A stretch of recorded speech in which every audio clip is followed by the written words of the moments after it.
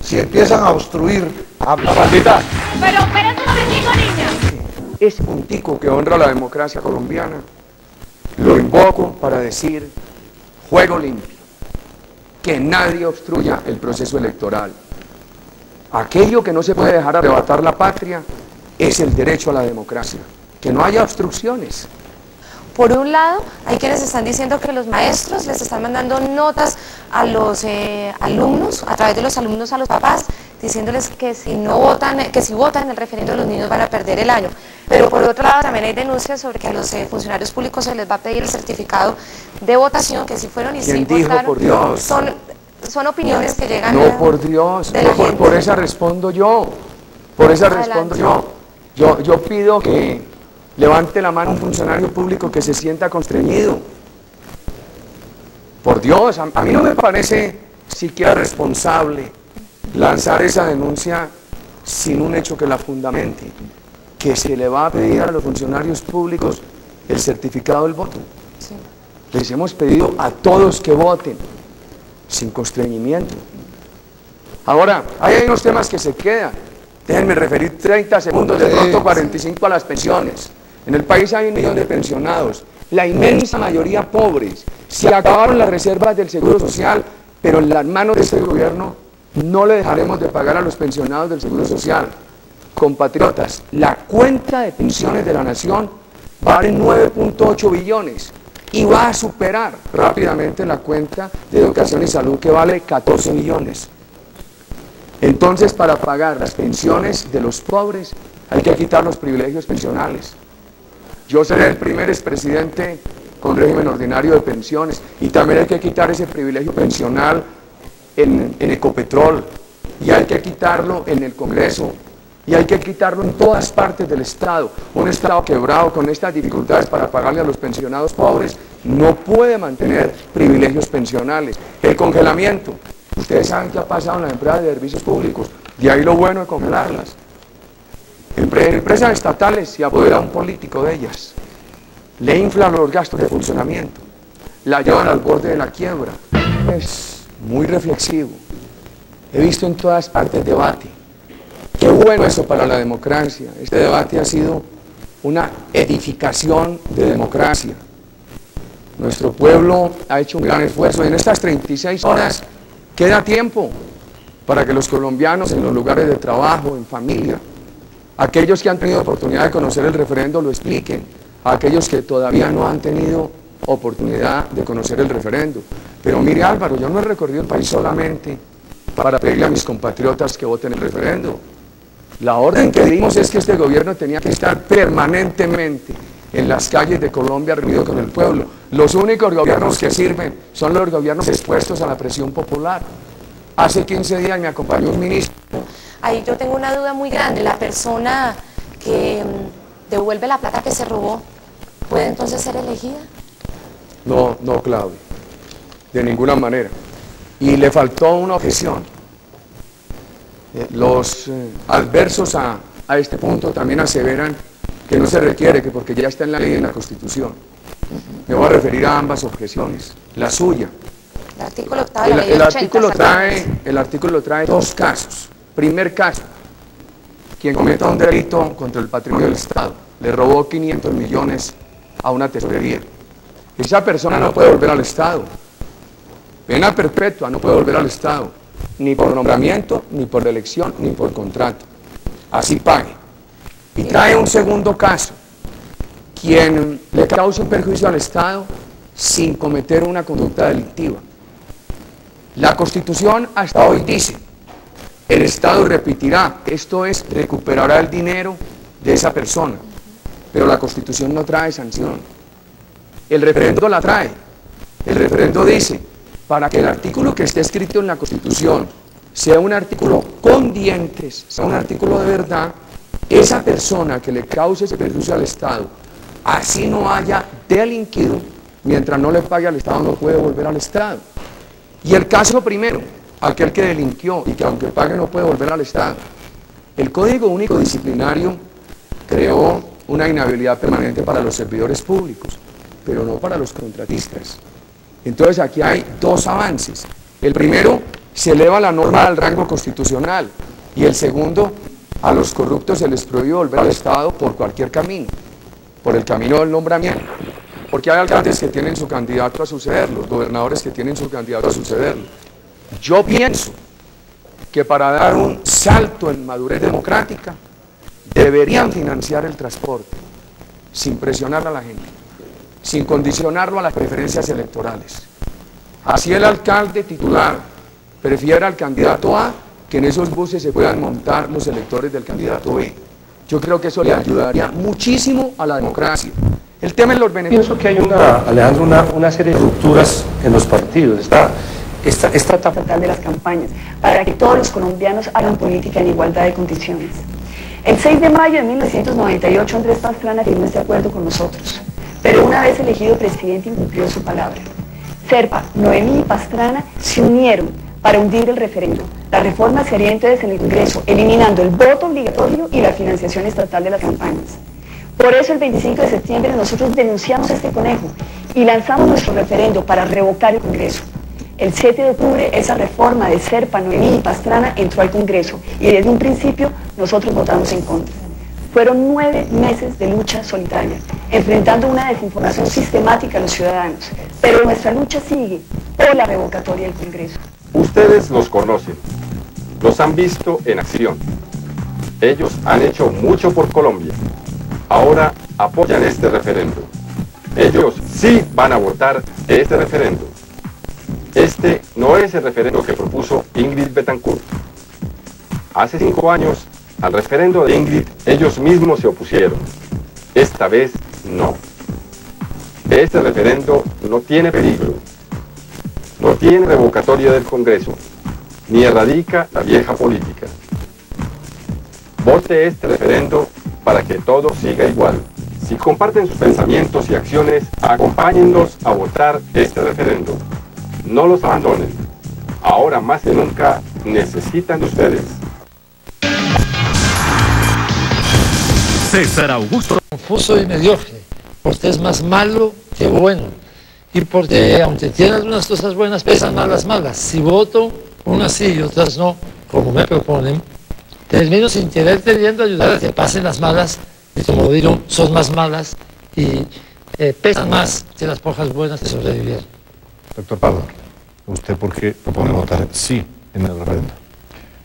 Porque es el más importante mecanismo de participación que ha tenido Colombia en los últimos tiempos. Si uno cree en la participación, debe participar. Y en segundo lugar, porque en el contenido del referendo, cada uno de los puntos, si se aprueba, deja ese tema en mucho mejores condiciones de lo que está hoy en día. No participar es conformarse con la situación que tenemos ahora. ¿Y usted, doctor Chamorro, por qué propone votar no? Básicamente, el referendo está compuesto en 2 partes, el tema político y el tema de justicia fiscal. Ninguna de las 2 cosas se cumple, ni hay una gran reforma política, ni hay un gran ajuste fiscal a la hora de la verdad, salvo y además permite de una u otra manera evaluar algunos puntos que eventualmente podrían votarse sí, como particularmente creo que son el artículo 6º y lo concerniente a lo que tiene que ver la igualdad en el régimen pensional. Doctor Navarro, uno siente que ustedes tienen en la posición abstencionista la estrategia de que el gobierno no logre llegar al umbral de votos necesario para que el referendo sea válido. ¿Eso es simplemente una oposición por llevar la contraria o es simplemente para hacer valer su presencia en el país? No es una oposición al gobierno, es la manera más eficaz de derrotar lo malo del referendo, y no lo inventamos aquí. El más reciente caso de derrota de un referendo por la abstención es en Italia, donde después de años de referendos complejos, descubrieron que un referendo complejo, para derrotarlo hay que abstenerse. De manera que es simplemente una posición sobre el referendo. No estamos opinando sobre nada más. No nos gusta ese referendo así como está, y por eso creemos que la manera más eficaz de derrotarlo es absteniéndonos. Doctor Pardo, es claro que decir vote no, de alguna manera para el público que no está muy enterado, es como no vote. Y en coincidencia con el absténgase, pues sumadas las 2 campañas hacen como un desbalance frente a los que dicen sí vote, porque es muy complejo sacar a votar la gente y no vemos en lo del no la intención de movilización de la gente a las urnas. Entonces, frente a ese bloque, que es vote no o no vote, ¿usted cómo ve estas críticas? Pues, brevemente. Es distinto votar no que abstenerse, porque votar no es negar por parte del pueblo una propuesta que se ha hecho por parte del gobierno y del Congreso. Abstenerse es que la consulta no tuvo resultado. Entonces, por ejemplo, el punto 14 que se refiere a la congelación del gasto público, tan controvertido, que congela los salarios por 2 años de los que ganen más de 2 salarios mínimos y sean empleados del Estado. Si ese punto queda negado, o sea, si tiene mayoría el no, quiere decir que no se puede adoptar un mecanismo de congelación porque quedó negado por el pueblo. Si en ese punto no se logran los votos, o sea, gana la abstención, quiere decir que no se ha hecho consulta y el gobierno podría adoptar una congelación por la vía directa o podría presentar al Congreso una congelación por la vía de un proyecto de ley. Entonces es distinto votar no que es negarlo. Y negarlo quiere decir que lo que niega el pueblo no lo puede adoptar el Congreso ni el gobierno. La abstención simplemente es que no ocurrió nada. Ya. En medio de la campaña por el referendo del presidente Álvaro Uribe confesó una frustración enorme. Escuchemos lo que dijo hace menos de un mes cuando la campaña estaba bien caliente. Confieso que propuse un Congreso unicameral de 160 congresistas y no tuve fuerza para que eso se aprobara. Doctor Pardo, si el resultado fuera contrario a quienes defienden el sí, ¿cómo ve la realidad política de ustedes los uribistas en un Congreso que sin duda tratará de cobrarle al presidente el no haberlo tenido tan en cuenta como ellos quisieran?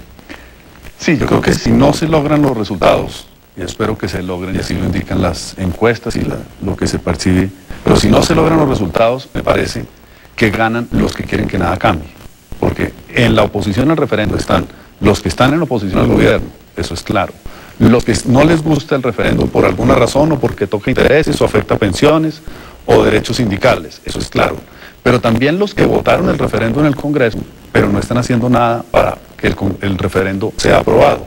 Esos son, me parece, los que más salen ganando si el referendo no se aprueba, que es la clase política tradicional que prefiere que el referendo fracase y que las cosas sigan tal como están. Por lo que dice el doctor Pardo, usted pertenecería a la clase política tradicional que usted mismo combatía. Y de hecho le diría yo, ¿usted cree que si el referendo fracasa, usted le ha hecho un gran daño a la democracia? Bueno, en primer lugar, no estoy de acuerdo con que el no sea opuesto al sí. Con todo el respeto, el sí más el no es lo que permite que se apruebe el referendo. De manera que el no y el sí van del mismo lado, se suman. En segundo lugar, creo que la idea de que la clase política tradicional pierde con el referendo no es cierta. En la pregunta 4 del referendo se le entrega todo el manejo del presupuesto nacional y regional al Congreso. Tiene la mayoría del Congreso, la clase política tradicional. ¿Qué hace con el presupuesto? Lo cambia por votos y lo amarra a contratos, CBY 10%. De verdad yo creo que la clase política tradicional con el referendo gana. Eso lo veo claro. Doctor Chamorro, hubo una serie de modificaciones que tuvo el texto inicial, como lo decía el presidente, y que llevaron al texto que tenemos hoy en día. Si todos esos cambios no se hubieran dado, ¿usted estaría con el sí o su posición siempre ha sido no? No, estaría con el sí. Yo al presidente Uribe se lo manifesté en el mes de agosto, a las 2-3 semanas de la... Contra los pobres, dejen esos embustes, dejen esa desorientación. ¿Usted cree, doctor Pardo, que ha habido desinformación por parte de los opositores al referendo y me imagino por parte de otras entidades u organismos? Por supuesto, aquí hemos visto desorientación en las posiciones de Navarro y de Chamorro. Navarro dice que la abstención no es igual al no, cuando lo que la Corte determinó es que cada uno de los 15 puntos se contabiliza si tuvo los votos necesarios para ser aprobado. Por lo tanto, usted puede ir a las urnas y votar sí a un punto o no a otro punto y no votar los demás, y eso no está validando sino los puntos en los cuales vota. Por lo tanto, la presencia en las urnas no valida el referendo a menos que usted vote sí o no a cada punto. Y yo sí creo que los 15 puntos del referendo no puede decir ni Jimmy, ya lo dijo, ni Navarro, que no tienen nada bueno, que no vale la pena ninguno de los 15 puntos. Eso sí me parece increíble, porque usted, entre otras, doctor Antonio, votó que sí a prácticamente todos los puntos del referendo en el Congreso, con excepción al punto 14, en el cual dejó constancia lo mismo que el Partido Liberal. Entonces, si usted votó esos puntos en el Congreso, ¿por qué ahora dice que no hay ninguno que valga la pena, ni siquiera un punto que valga la pena votar que sí? Doctor Navarro, ¿por qué no lo responde? Bueno, aquí hay varias cosas, vamos por turnos. En primer lugar, con el presidente Uribe. Hay que decirle al presidente que ha hecho una campaña sin debate. No ha aceptado un debate. Ni uno, ni él, ni ningún miembro del gobierno se ha sentado en una mesa como esta. Han hecho una campaña donde dicen una sola verdad, la de él. Y creo que eso no corresponde a una democracia donde hay diversos puntos de vista. Al gobierno hay que reclamarle la unilateralidad con que está actuando en el tema del referéndum. En segundo lugar, yo voté en muchos puntos del referéndum, sí, en la comisión, pero a todos ellos no en la plenaria, como puede revisar. La canción de Julio Iglesias de a veces sí y a veces no. No, lo que pasa es que yo, como el doctor Chamorro, también era amigo del referéndum al principio, pero en la medida en que fue echándose a perder, y en eso tiene razón Chamorro, en gran medida por el Congreso. Mire, el doctor Cepeda, el analista Cepeda, dijo que ya el referéndum había cumplido su función porque le permitió al gobierno que le aprobaron un montón de reformas muy impopulares el semestre pasado, en el primer semestre de gobierno, la reforma laboral, la reforma pensional, la reforma tributaria, todas esas reformas. A cambio de eso dejaron que el Congreso le metiera las manos al referéndum y se lo tiró. Ahora lo que pasa es que ya están en la mitad del río y no se pueden devolver, pero el referéndum en gran medida en la parte política se lo parrandeó el Congreso y en la parte fiscal el gobierno. Usted dijo que el referéndum era mediocre y tal vez usted, más que nadie, al regresar al ejercicio democrático, sabe que la democracia, por imperfecta que sea, es el mejor de los sistemas que hay como alternativa.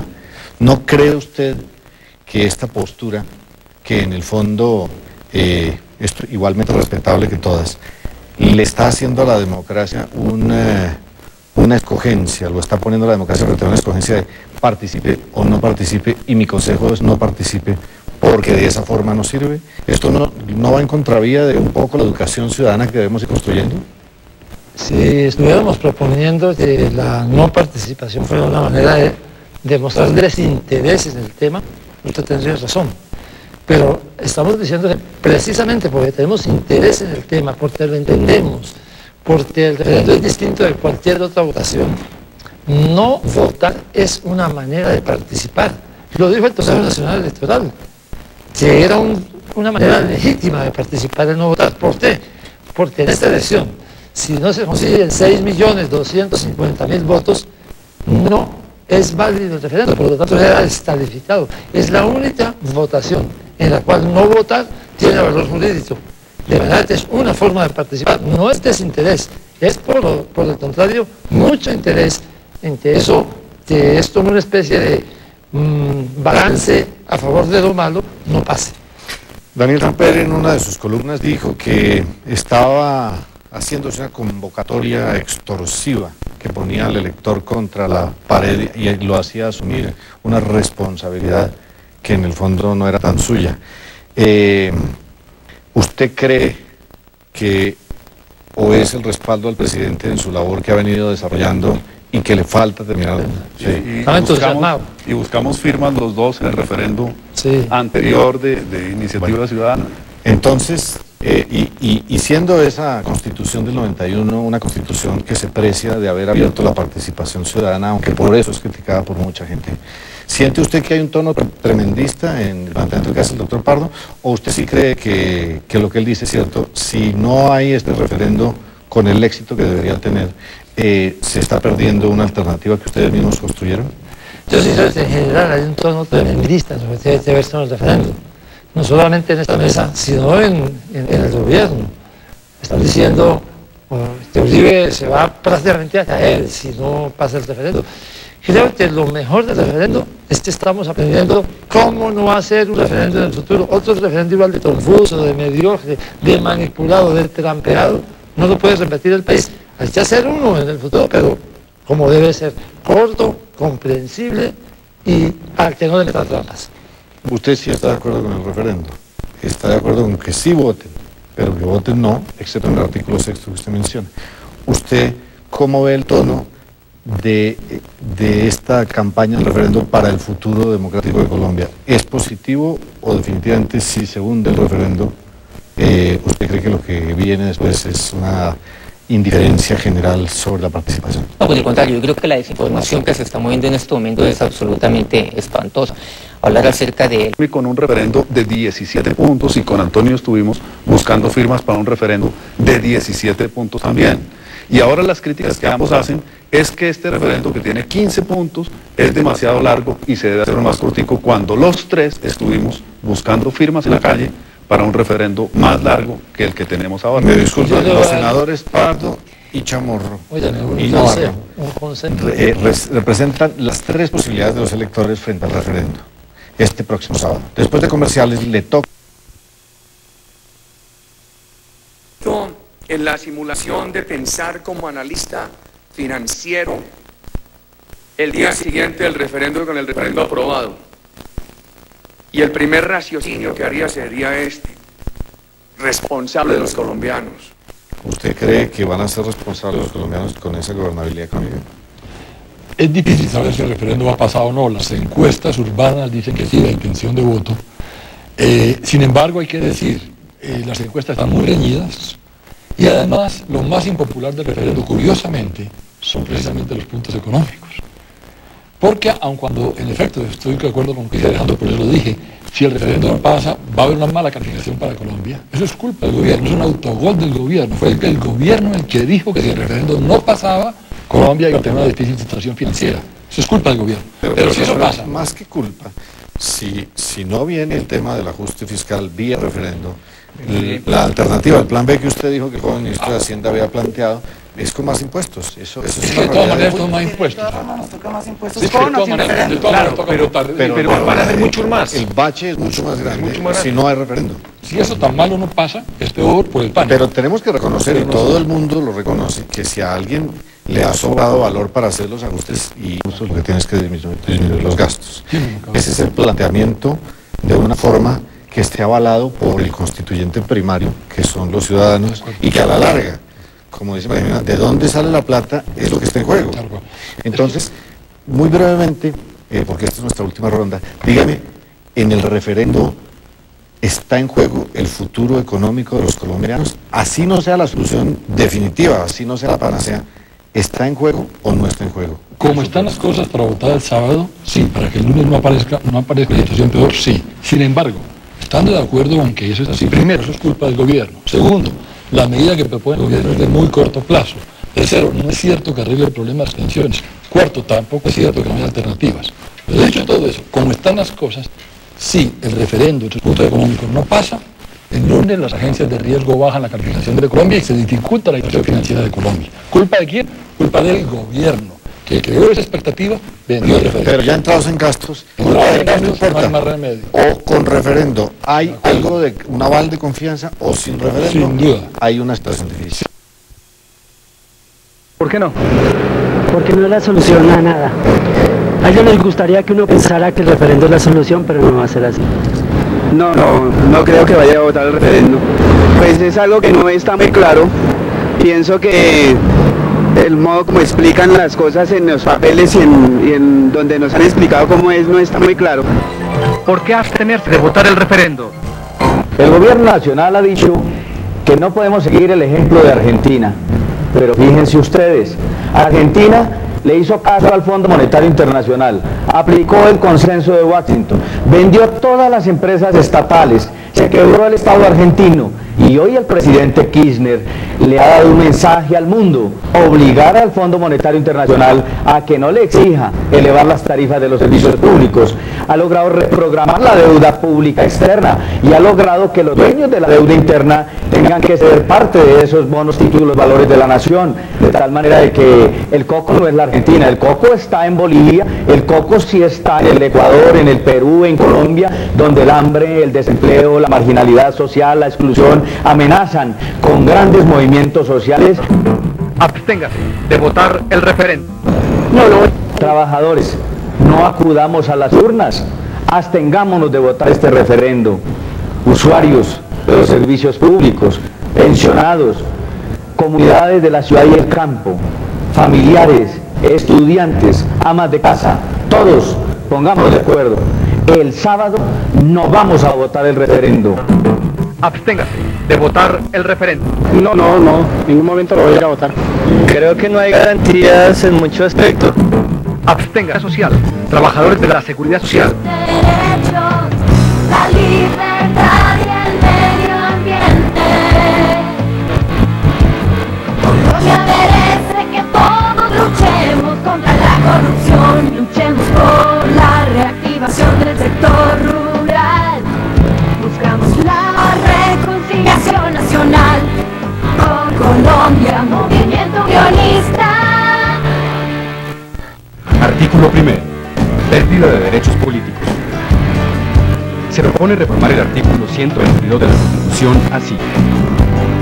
Cualquier ciudadano que haya sido condenado por algún delito en contra del patrimonio del Estado no podrá postularse, ni elegirse, ni ser contratado para ningún cargo público. Esta sanción se extiende a los servidores públicos en ejercicio que hayan incurrido en cualquier conducta que obligue al Estado a alguna reparación patrimonial. ¿De qué manera se propone en el referéndum proteger el patrimonio del Estado de los funcionarios públicos en el artículo 1? Los dineros del pueblo son sagrados y quienes los manejan, particulares o funcionarios públicos, deben ser hombres y mujeres probos. Por ello no es posible que hoy en día quien robe los dineros del pueblo tenga sanciones pequeñas y después de cierto tiempo pueda volver a ser nombrado, elegido o a contratar con el Estado. El referendo propone sanciones de por vida.